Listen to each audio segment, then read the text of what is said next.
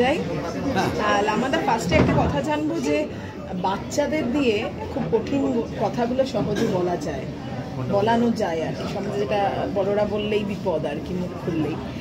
সেই কারণে কি এই ছবিটা খুব প্রাসঙ্গিক? তো রবীন্দ্রনাথ ঠাকুর বলে গেছিলেন বিশ্বকবি, যে ওরে আমার সুন্দর, ওরে আমার কাঁচা আর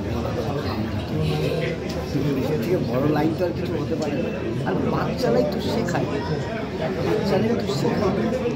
আসলে যে সমস্ত বাচ্চাদের বয়সে মানে নাবালিকা থাকতে এই চৈতন্যের উদয় ঘটে, যারা বুঝতে পারে যে এটা করা উচিত, এটা করা উচিত নয়, সমাজের স্বার্থে আমার এটা করা দরকার, এটা করা দরকার।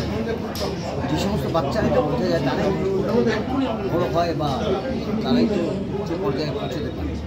তো এই সিনেমাতে এই সোসাইটি নজরুল এই সিনেমাটাতে এরকম মানে সমাজের উত্তরণ ঘটবে একটা বাচ্চা শ্রেণী বৈষম্য দেখানো হয়েছে। সেখানে একটা বাচ্চা তার চেতনা দিয়ে সমাজের বড় বড় মানুষদের চৈতন্য তার চেতনা দিয়ে তার থেকে অনেক বড় বড় তার বাবা, তার মা, তার পারিপার্শ্বিক যত লোকজন আছে সকলে চৈতন্য দেয়ছে। এটাই হচ্ছে এই গল্পের মূল বিষয়বস্তু এবং আশা করি ভালো লাগবে এটা।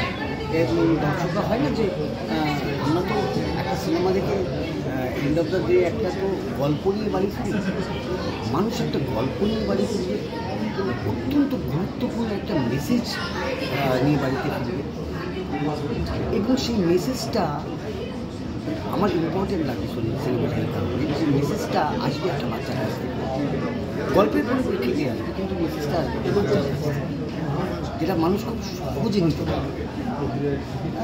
বাচ্চাকে আমরা বলি না একটা বাচ্চা হাতে যারা আমরা দেখি যে একটা মুভি হচ্ছে, সে হয়তো প্রপার একটা মুভি হয়নি, সুন্দর কালার কম্বিনেশন খুব সুন্দর, আমরা বলি বাবা দারুণ বাচ্চাকে তো মানুষ এটাই বলবে একটা বাচ্চাই অসন্তোষ করবে।